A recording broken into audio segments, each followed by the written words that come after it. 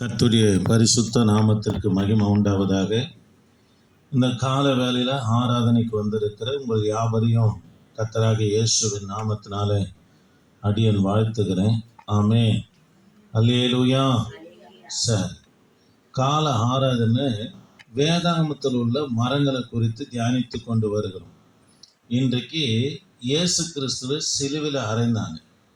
அந்த சிலுவை மரத்தை குறித்து தான் தியானிக்க போகிறோம். அது என்ன மரம்? 3 விதங்களிலே அந்த மரம் இருக்கும். அதை குறித்து தான் நம்ம தியானிக்க போகிறோம். அதற்கு முன்பதாக தேவ பிள்ளைகளை ஒரு காரியத்தை பார்க்கும்படியாக விரும்புகிறேன். கவனிக்கலாம். ஆண்டவர் கிபி 30 ஒரு தீர்க்க தரிசனம் சொல்றாரு. எருசலேம் நகரம் அழிக்கப்படும் என்று கர்த்தர் தீர்க்க தரிசனம் சொல்றார். 40 வருஷம் கழிச்சு கிபி 70 இந்த தீர்க்க தரிசனம் நிறைவேறுகிறது. ஆமென். பாருங்க, ஆண்டவர் சொல்றாரு, பிதாவே, இவர்கள் செய்கிறது என்னதென்று அறியாது இருக்கிறாங்க, இவர்களை மன்னியும் என்று சொன்னார். ஆனா இவன் எதற்காக அந்த வார்த்தையை சொன்னார் தேவ பிள்ளைகளே, இவங்க சாபத்தை, அதாவது ப்ராப்பர்ட்டியாக வாங்கி கொண்டாங்க. இந்த சாபம் எங்கள் மேலே எங்கள் பிள்ளைகள் மேலே வரட்டும், ஆகவே பரபாஸ் என்ன பண்ணுங்க, விடுதலை செய், இயேசுவை கொலை செய் என்று சொன்னாங்க. 40 வருஷம் கழிச்சு இந்த காரியம் நிறைவேறுதுங்க. கர்த்தர் இந்த இரத்த பழிக்காக கர்த்தர் நம்ம என்னன்னா, இந்த ஜனங்கள் மேல இந்த இரத்த பழி போகக்கூடாது. அதாவது ஆண்டவர் சொல்றாரு, பிதாவே, இவர்களை மன்னியும் என்று சொன்னாலும் கூட இவங்க அதை உணர்ந்து மனம் திரும்பாத பட்சத்தில் மன்னிப்பை யூதர்கள் தேடல. ஆகவே கிபி 70 கர்த்தனவனா இவங்களை விசாரிக்கிறார். எங்க தருணம் கொடுக்கிறாருங்க. கிருபையை உணரல, ஜெபித்தாலும் பாருங்க, ஆண்டவர் தருணம் கொடுப்பார். மனம் திரும்புவதற்கு, பரிசுத்தமாவதற்கு, தரிசனத்தை நிறைவேற்றுவதற்கு கர்த்தர் நமக்கு தருணங்களை கொடுப்பார். அது தேவ கிருபை என்று உணர்ந்து திருந்தல, அதை திருந்தாம என்னதான் ஜெபித்தாலும் கர்த்தர் நம்மனை விசாரிக்கிற தேவனாக இருக்கிறார்.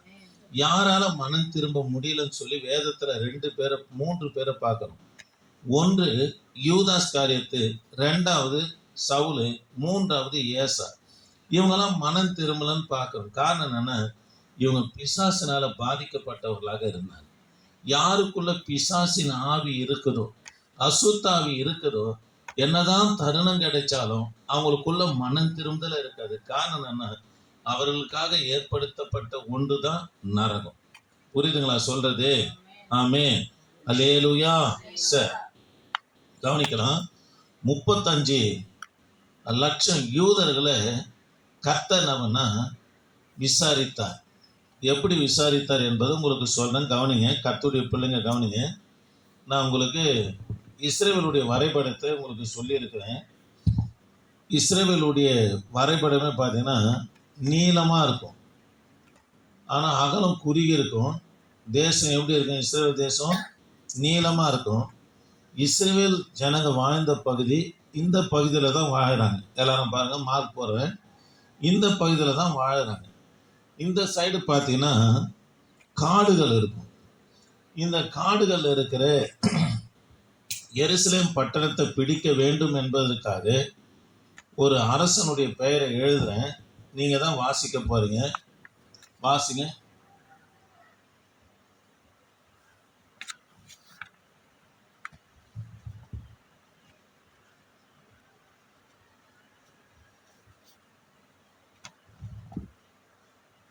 வாசிங்க.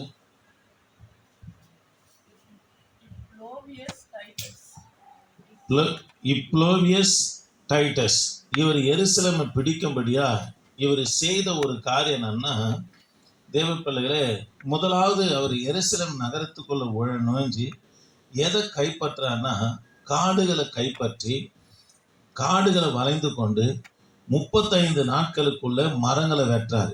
எத்தனை வீரர்களை கொண்டு மரங்களை வெட்டுறாருன்னா, இந்த அரசன் பேர் என்ன பேரு? இப்னோவியஸ் டைட்டஸ். இவர் என்ன செய்தார்னா, 35 நாட்களுக்குள்ள மரங்களை வெட்ட சொல்றார். எத்தனை வீரர்களை கொண்டு மரங்களை வெட்டார்னா 8000 வீரர்களை கொண்டு மரங்களை என்ன பண்ண வெட்டுகிறார். இவங்களுக்கு அந்நாட்களில் இருந்த ஆகாரம், இந்த 8000 பேருக்கு இருந்த ஆகாரம் என்னன்னா, மரங்களை வெட்டும் போது அங்க இருக்கிற மிருகங்களை, ஆடு மாடு சிங்கம் புலி இவர்கள் எது கிடைக்குதோ அடிச்சு நம்மனா சமைச்சு சாப்பிட்டுக்கின்னு 35 நாட்களுக்குள்ள மரங்களை வெட்டி சின்ன பிள்ளைகளுக்கு சின்ன சிலுவையும் பெரியவர்களுக்கு பெரிய சிலுவை என்ன பண்ணா செய்கிறாங்க. எத்தனை நாட்களுக்குள்ள செய்கிறாங்க? 35 நாட்களுக்குள்ள செய்கிறாங்க. 11 லட்சம் ஆண்கள், வாலிபர்கள், வயதானவர்கள் சிலுவிலேயே அரைஞ்சினவனா கொலை செய்தோம். யூதயா காடுகளிலே, அதாவது உங்களுக்கு சொல்லியிருக்கேன், எப்பிராத்தா காடுகளிலே சங்கீதம் 132:6 நம்ம வாசிக்கிறோம். அந்த பகுதிகளில் ஒரு மரம் கூட இல்லாதபடி எல்லாவற்றையும் வெட்டி சிலுவை செஞ்சிட்டாங்க. 11 லட்சம் பேர் ஆண்களை, வாலிபர், வயதானவர்களை நம்ம சிலுவில் அரைஞ்சி நம்ம கொலை செய்யலாம். ஒரு நாளைக்கு 500 பேரை சிலுவில் அறைய வேண்டும் என்று சொல்லி கட்டளை பிறப்பிக்கிறான். ஒரு நாளைக்கு எத்தனை பேரை சிலுவில் அறையிறாங்க? 500 பேரை சிலுவில் அறையிறாங்க. பிற்பாடு சீக்கிரமாய் நடத்த வேண்டும் என்று சொல்லி ஒரே நாளில 3 பேரை சிலுவில் என்ன பண்ண அறையிறான். எப்படி அறையிறான்னா, தாத்தா மகன் பேரன் அப்படின்னு சொல்லி 3 பேராக சிலுவில் அரைஞ்சி சிலுவை பத்தாத்து நிமித்தமாய் மரித்தவர்களை சிலுவில இருந்து அவுத்து, அதாவது அவங்க ஆணில இருந்து எடுக்கப்பட்டு, இந்த கோழி ஆடு மாடு செத்துச்சுன்னா தூக்கி போடுறாங்க பாருங்க, அது மாதிரி யூதர்கள் நம்மனா தூக்கி தூக்கி போட ஆரம்பித்தான். தேவ பிள்ளையில கவனிங்க, கர்த்தருடைய வார்த்தை கவனிங்க. அதுக்கு பிற்பாடு சிலுவை பத்தாத்த நிமித்தமா ஒரு சிறு பிள்ளைகளை 3-4 பிள்ளைகளை நீளமான ஆணி செய்து, கவனிங்க, நீளமான ஆணி செய்து ஒரே சிலுவில் 4-5 பேர் என்ன பண்ணா, சிறு பிள்ளைகளா சிறு சிலுவில் வச்சு 4-5 பிள்ளைகளை அடிக்க ஆரம்பித்தான். பெரியவர்களை அடிக்க ஆரம்பித்தான். 20 லட்சம் ஸ்திரீகள், அதாவது குடும்ப பெண்கள், சின்ன பெண்கள், இவங்களெல்லாம் என்ன பண்ணான்னா அடிமையாக விற்றாங்க. கைதிகளாகிய அடிமை வியாபாரம் இவங்களை ஸ்திரீகள் என்ன பண்ண நடத்தினாங்க.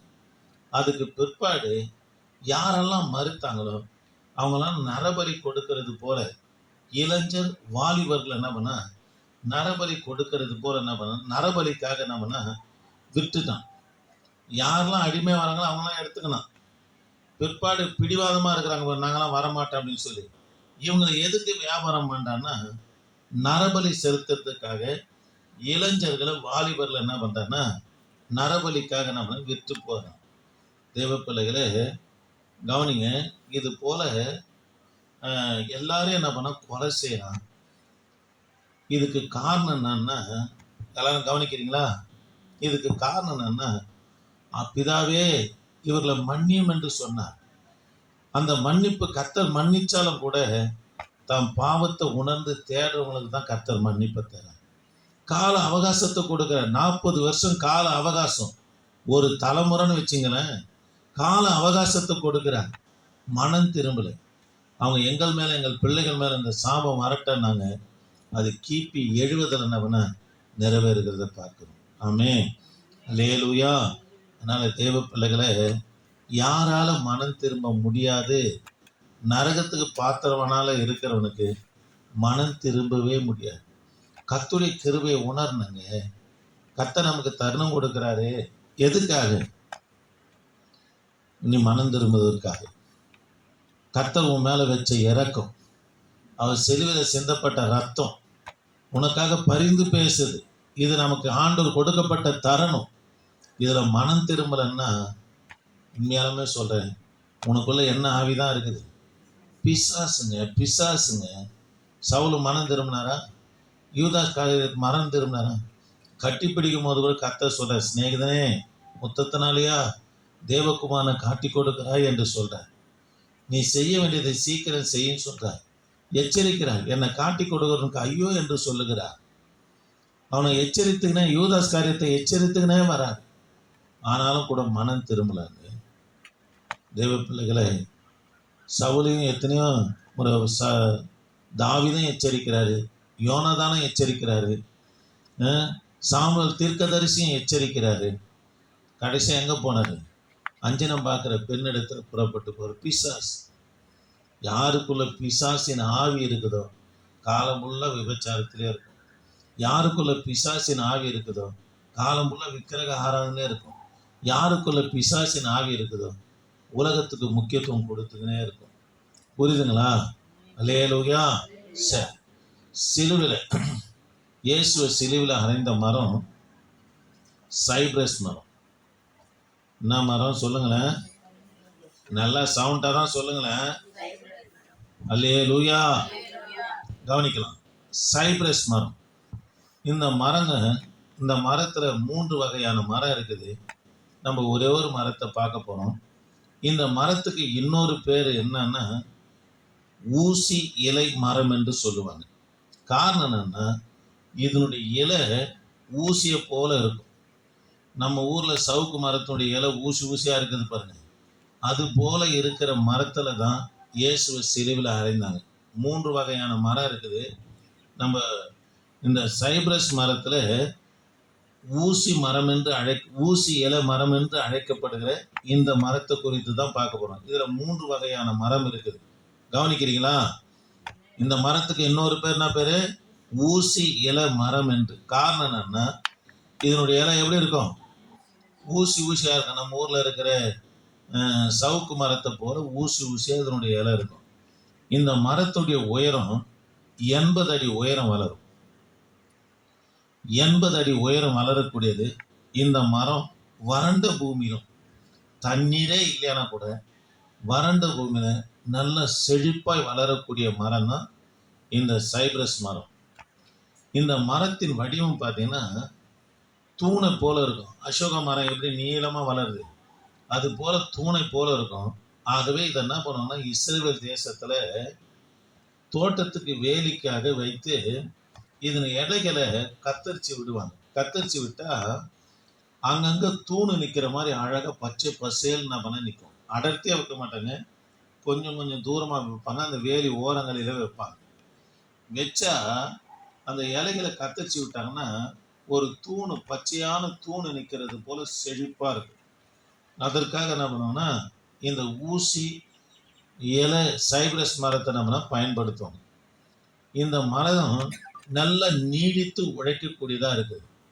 கொப்பேறு மரத்தினால கர்த்தர் நோவாவை எதை செய்ய சொல்றாரு? பேழையை செய்ய சொன்னார்.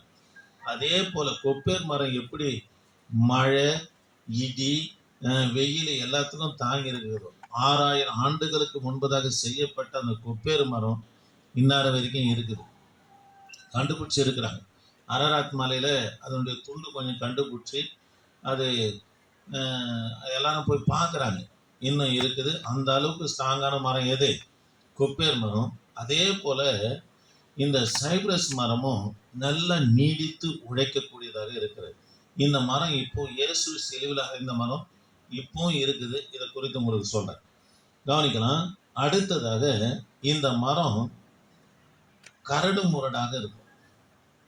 அதனுடைய கீழ்த்தண்டுல இருந்து மேல் வரைக்கும் எப்படி இருக்குன்னா அந்த மரம் கரடு முரடா இருக்கும். என்னதான் செதுக்கினாலும் இழைச்சாலும் ஒரு வடிவமாகவே வராது. அது கரடு முரடா இருக்கும். அதை எடுத்து உடம்புல சாய்த்தாவே உடம்புல அப்படி வச்சா குத்துற மாதிரி இருக்கும். கரடு முரடா இருக்கும். அப்படி அந்த சிலுவையை தான் கர்த்தர் சுமந்துன்னு போறாரு. அப்போ தோல்ல கூட எப்படி குத்தி இருக்கும் பாருங்க. இந்த மொக்கை இருக்கும் தெரியுங்களா? சரியா கைக்கு ஏன்னா அந்த மொக்கை முதுகெல்லாம் குத்தம் தெரியுங்களா? அது போல இது என்னத்தான் வெட்டினாலும் இழைச்சாலும் இந்த மரம் எப்படி இருக்குன்னா கரடு முரடா இருக்கும். இந்த மரத்தை தான் இயேசு கிறிஸ்துவ சுமந்து கொண்டு போனார். இந்த மரம் நல்ல வாசனை தரக்கூடிய மரமாக இருக்கும். இந்த மரம் என்ன மரம்? நல்ல வாசனை தரக்கூடிய மரமாக இருக்கும். இந்த மரத்துல ஒரு காரியம் என்னன்னா மற்ற மரத்துல ஆணி அடிச்சா பிடிங்கிடலாம். தேக்கு மரமா இருக்கட்டும், அசோக மரமா இருக்கட்டும், முள்ளு மரமா இருக்கட்டும், கேதுரு மரமா இருக்கட்டும், கர்வாலி மரமா இருக்கட்டும், அதுல ஆணி அடிச்சா பிடிங்கிடலாம். ஆனா இதுல ஆணி அடிச்சா பிடுங்கிறதுக்கு அவ்வளோ கடினம், ரொம்ப கடினம். அந்த அளவு கடினமாக இருக்கும். ஏன்னு சொன்னால் எவ்வளோ வெயிட் உள்ள மனுஷன்லாம் சிலுவையில் அறிவாங்க. ஆணிலேருந்து பிடிங்கன்னு வந்துட போகிறாங்கன்னு சொல்லி இதில் அடிச்சு ஆணி பிடுங்கிறதுக்கே கஷ்டம். சில நேரத்தில் ஆணி என்ன பண்ணுவோம்னா வெட்டி தான் எடுப்பாங்க. அதுபோல் ரொம்ப உறுதியான மரம் எதுன்னா இந்த சைப்ரஸ் ஊசி இலை மரம். அந்த அளவுக்கு ஸ்ட்ராங்கான மரம். தேவ பிள்ளைகளே, இந்த மரம் கண்டுபிடிக்கப்பட்டது.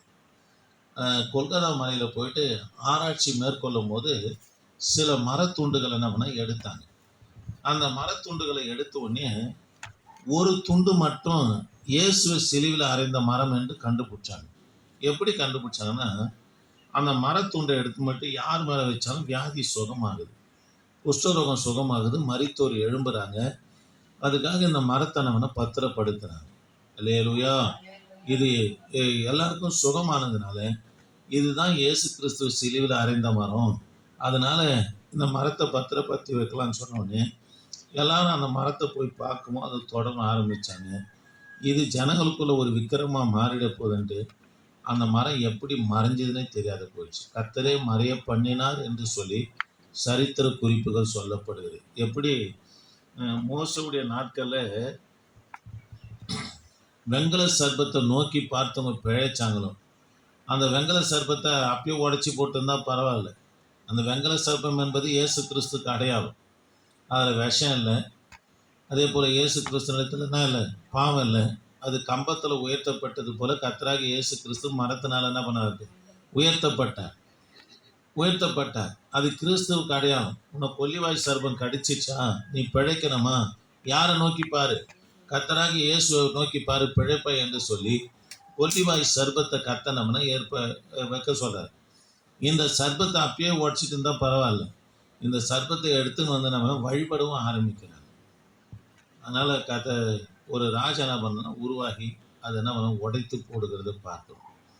அதுபோல் இந்த மரத்துண்டை, சிலுவை மரத்துண்டை விக்கிரகம் ஆக்கிட போகிறாங்க என்பதற்காக சிலுவினால நமக்கு ரட்சிப்பு இல்லை, சிலுவையில் தொங்கப்பட்ட இயேசுவனால தான் நமக்கு ரட்சிப்பு.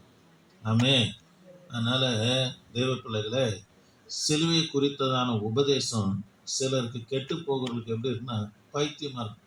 பாவம் செய்யாத, இயேசுவை நம்புன்னா அவனுக்கு பரிகாசமாக இருக்கும், இல்லைன்னா நம்மளை எதிர்ப்புனா இருப்பான். காரணம் என்னன்னா, கெட்டு போகிறவர்களுக்கு அது எப்படி இருக்குது? பைத்தியமாக இருக்குது. ரட்சிக்கப்படுகிற நமக்கு அது என்னவா இருக்குன்னா தேவ பலனாக இருக்கிறது என்று வேதம் சொல்லுகிறது. ஆமென். அல்லேலூயா. தேவ பிள்ளைகளே, இப்பேற்பட்ட பாடுகளை கர்த்தர் நம்ம சுமந்தார். நமக்காக கல்வாரி சிலுவையிலும் பரிந்து பேசுகிறார். அங்கேயே பரிந்து பேசுகிறார். பிதாவே, இவர்கள் செய்கிறது என்னதென்று அறியாத இருக்கிறாங்க, இவர்கள் என்ன பண்ணும்? மன்னியும். அந்த மன்னிப்பு என்ற வார்த்தை நம்ம மேலே இருக்கிற இரக்கத்தை, நம்ம ஆத்மா மேலே இருக்கிற அதாவது தாகத்தை கர்த்தர் நம்ம குறிப்பிடுறார். அதுதான் சிலுவையில் இருக்கும் போது கூட ஒரு மனுஷனை கர்த்தர் ஆதாயப்படுத்தி எங்கே கொண்டு போகிறாரு? பரதேசி கொண்டு போகிறத பார்க்குறோம். அதனால் தேவ பிள்ளைகளை, தேவனிடத்தில் ரட்சிப்பு, மன்னிப்பு திரளாக இருக்குது. தருணம் கொடுத்தாரா, வாய்ப்பை பயன்படுத்திக்கணும். ஆண்டவரே, எனக்கு மட்டும் ஆண்டவரே வேதத்தை சொல்லி கொடுத்தீங்க, ஊழியத்தை கொடுத்தீங்க, அனுதினமும் சத்தியத்தை கேட்க உதவி செய்யுங்க, இப்போ ஏற்பட்ட தருணத்தை எனக்கு கொடுக்கிற ஆண்டவரே உமக்கு நன்றிப்பான்னு சொல்லி நீங்கள் தேவ சமூகத்தில் விழுந்துட்டீங்கன்னா உங்கள் பாவங்கள் ரத்தாம்பர சிவப்பாக இருந்தாலும் கர்த்தர் உறைந்த பனியை போல வெண்மையாக்குவார். ஆமே. இல்லை தொடர்ந்து இருந்துக்கினே இருக்குது அப்படின்னா உன்னை யாராலையும் விடுவிக்கவே முடியாது. ஆமாங்க, யாராலையும் விடுவிக்கவும் முடியாது. நரகம் தான். நரகம் மாத்திரம் இல்லை, அதுக்கு உண்டான விசாரணையை இங்கே பூமியில் அனுபவிக்க முடியாது செய்வாங்க. ஏன்னா வசனம் இருக்குது, நீதிமானுக்கே பூமியில் சரி கட்டப்படுமே, பாவிகளுக்கும் துன்மார்க்கர்களுக்கும் எத்தனை அதிகம்னு சொல்றார். துன்மார்க்கன்னா யாரு? தான் செய்த தப்பை நியாயப்படுத்துவான், பாவத்தை பாவம்னு ஒத்துக்க மாட்டான், அதுக்கு ஒரு சப்பை கட்டுவான். நான் இதனால தான் போய் சொன்னேன், நான் இதனால தான் பாவம் செஞ்சேன். அதனால துன்மார்க்கர்களுக்கும் பாவிகளுக்கும் இங்கே பூமியில எத்தனை அதிகம்னு சொல்லுவது. நீதிமானுக்கே கர்த்தர் பூமியில சரி கட்டாராம். அப்போ பாவிகளுக்கும் துன்மார்களுக்கும் எத்தனை அதிகம் என்று சொல்லப்பட்டிருக்கு. அதனால கர்த்தருடைய கிருபையை உணர்ந்து மனம் திரும்ப பார்ப்போம். கர்த்தர் நம்மை ஆசீர்வதிப்பார். ஆமென். அவரிடத்துல திரளான ரட்சிப்பு, திரளான மீட்பு, திரளான மன்னிப்பு எல்லாவற்றையும் கர்த்தர் கல்வாரி சிலுவையிலே நமக்காக ஏற்படுத்தி வைத்திருக்கிறார். அதை உணர்ந்தா போதும். ஆண்டவரே, எனக்காக நீங்க பட்ட பாடுங்க ஐயா. அந்த மரத்தை என்னதான் செதுக்கினாலும் சீவினாலும் கரடு முரடா முடிச்சா இருக்கும். அது சுமந்து போக முடியுமா? எந்த அளவுக்கு அது வேதனை உண்டாக்கும் பாருங்க அந்த சிலுவை. அதையும் நமக்காக தான் கர்த்தர் சகித்தார். ஆமென். சரி, முழங்கால் படியில்லாமா?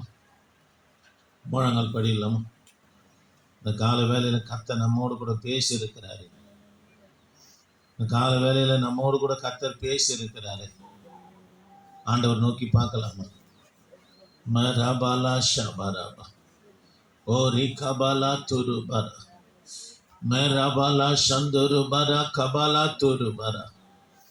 இயேசுவின் ரத்தம், இயேசுவின் ரத்தம், இயேசுவின் ரத்தம், இயேசுவின் ரத்தம், இயேசுவின் ரத்தம், இயேசுவின் ரத்தம், இயேசுவின் ரத்தம், இயேசுவின் ரத்தம். கிருபையே நாங்கள் உம்மை துதிக்கிறோம். வந்ததான ஒவ்வொரு பிள்ளைகளுக்காக ஸ்தோத்திரம். என் தகப்பன் நீங்க ஆசீர்வதிங்க ஐயா. எங்களோடு நியாய தீர்ப்புக்காக பேசி கொண்டு இருக்கிறீங்க ஐயா. ஆண்டவரே, விசாரணைக்காக பேசி கொண்டு இருக்கிறீங்க ஆண்டவரே. இதை உணர்ந்து ஜனங்க மனம் திரும்பணும் ஐயா. இல்லைன்னா நான் விசாரிப்பேன் என்று சொல்லுகிறீர் ஆண்டவரே. நான் விசாரிப்பேன் என்று சொல்லுகிறீர் ஆண்டவரே. அத்தாவே, ஜனங்க மனம் திரும்பணும் ஐயா. என் ஆண்டவர் நீங்க உதவி செய்யும். தொடர்ந்து உமது கரை இருக்கட்டும். இயேசு நாமத்தில் ஜெபிக்க நல்ல பிதாவே, ஆமென். என் ஆத்துமாவே கர்த்தரை ஸ்தோத்திரி, மூலமே கர்த்தரை பரிசுத்த நாமம் சொல்லு. என் ஆத்துமாவே கர்த்தரை ஸ்தோத்திரி, அவர் செய்த சகல பரம. ஆமென். அல்லேலூயா, அல்லேலூயா.